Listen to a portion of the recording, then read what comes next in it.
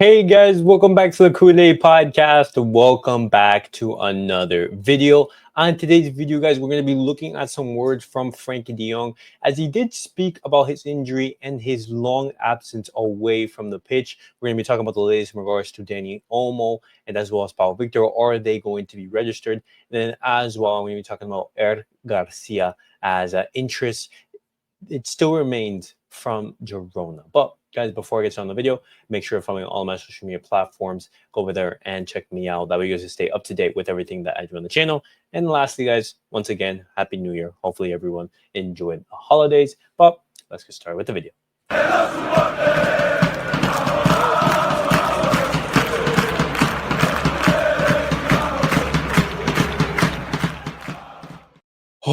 All right, guys, let's get straight into the video and let's look at some words from Frenkie de Jong in which he did talk about his long road to recovery and that absence away from the pitch. He starts off by saying, "In the beginning, I was obsessed with my ankle. As soon as I woke up, I'd feel it, checking if it was swollen, if there was a reaction. Now I've almost forgotten it, but I'll always need extra attention. Some players have this with their knees. For me, it's the ankle." He continues on. He's talking about like the mental toll of being out for so long. He says, "It felt like an eternity. For someone who loves football as much as I do, this was the hardest period of my career. It wasn't just physical. Every day you're reminded of what you can't do. That's a different kind of struggle." He talks about 2025. He says 2024 was a disastrous season, but 2025 marks my 10th year in football. I want to make it count. This is my crossroads, a chance to show myself and everyone else what I'm truly capable of. And in regards to that, I pray and I hope that 2025 is, as he said, his best year possible and a year of success. Because if not, your career at Barcelona, it's going to end just like that. We know that Barcelona, they are looking to sell him due to his high salary, the performances that he's been showing out on the pitch. And he's not even, one of the starters or even one of the options coming out onto the bench. Eric Garcia comes on ahead of Frenkie de Jong, and looking at Frenkie de Jong's time, it looks very, very likely that he is going to be leaving sometime. But when we talk about Frenkie de Jong's words about that, and we talks about his future, he says, "Many assume I'll stay at Barca forever because life off the pitch here is great, and it truly is. But that's secondary to what happens on the field. If I ever felt I wasn't making an impact or the team couldn't compete, I wouldn't stay." So right there, he's basically, saying that like, hey, if I'm not contributing, then I will be open to leaving. And I wonder what are his thoughts right now as of this moment to his situation. And he talks about his contract situation. He says the media here talks a lot about my renewal, but for me, it's not a big issue. My focus is on playing football. When the time comes, I'll see what the club wants, and then I'll decide with my agent and family. In regards to that, it's simple. It's either you improve your performances or you leave the club. It's that simple. Due to that high salary, due to his inability to want to sit down and negotiate and reduce that contract tremendously, then obviously Barcelona will be looking to sell you because number one, your performances aren't matching what your wages are, and with those wages so high, you need to be contributing, and that's not what you're doing at the moment.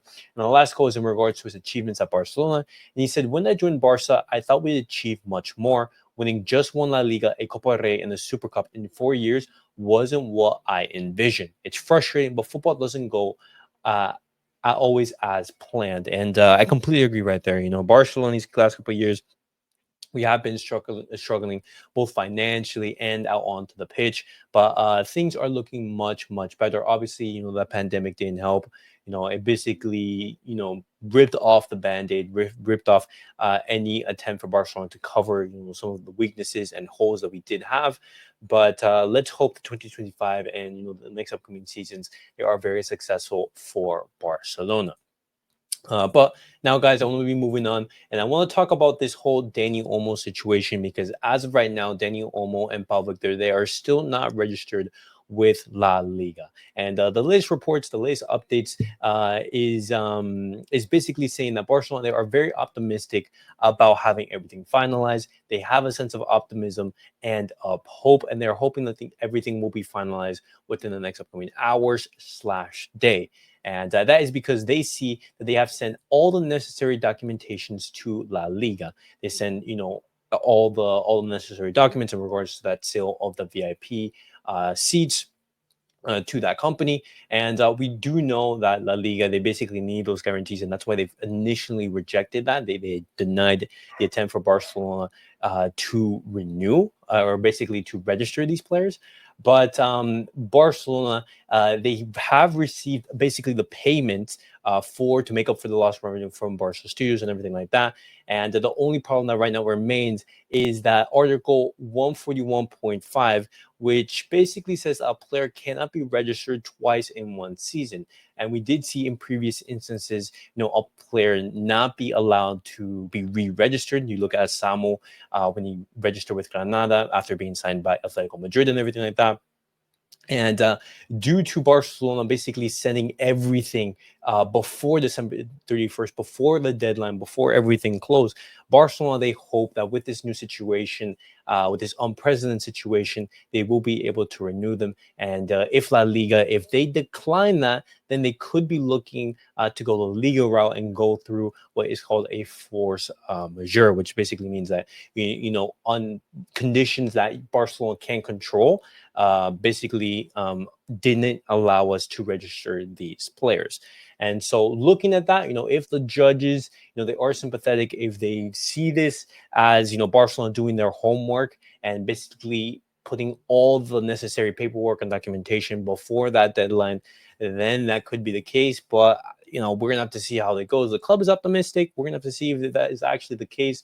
Hopefully it is. And we are able to see Dani Olmo and Pau Víctor being registered, because if not, we're going to have a absolute disastrous mess on our hands. Dani Olmo, our marquee signing, 55 million euros potentially down the drain. We know that Dani Olmo doesn't want to leave the club. And then as well, Pau Víctor. But not only that, not only losing money, but these are two players who Hansi Flick has been relying upon.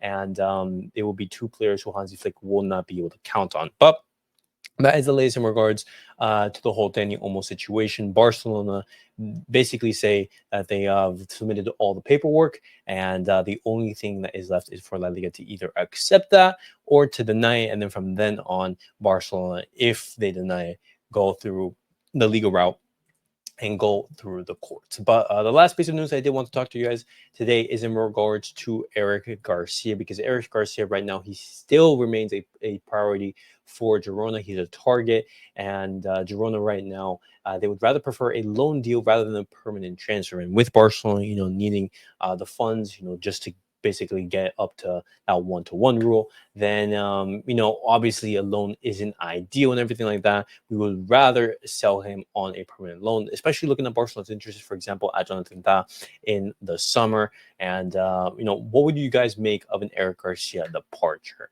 Girona, they're still interested in him, and if you guys were to sell him, for how much? Me personally, I'd be looking for the 10 to 15 million euros, somewhere around that ballpark. But then again, we're going to see how Barcelona handled the whole situation. But guys, that was it for the video. Definitely let me know your thoughts down below in the comments. What do you guys make of Frenkie de Jong's words, in which he basically did discuss the difficulties of that recovery, and he basically gave some insight to his contract situation, and then as well your thoughts in regards to the whole Dani Olmo situation. I know that a lot of us are frustrated. A lot of us are angry, upset at Barcelona for the way they've managed things, and rightfully so. A club of our stature should not be relying on basically technicalities, or to be doing things last minute in order to register what is your marquee signing.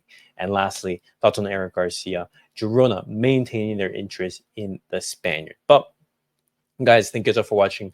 Make sure to like, subscribe, and comment. I'll see you guys all in the next video. Peace out, guys.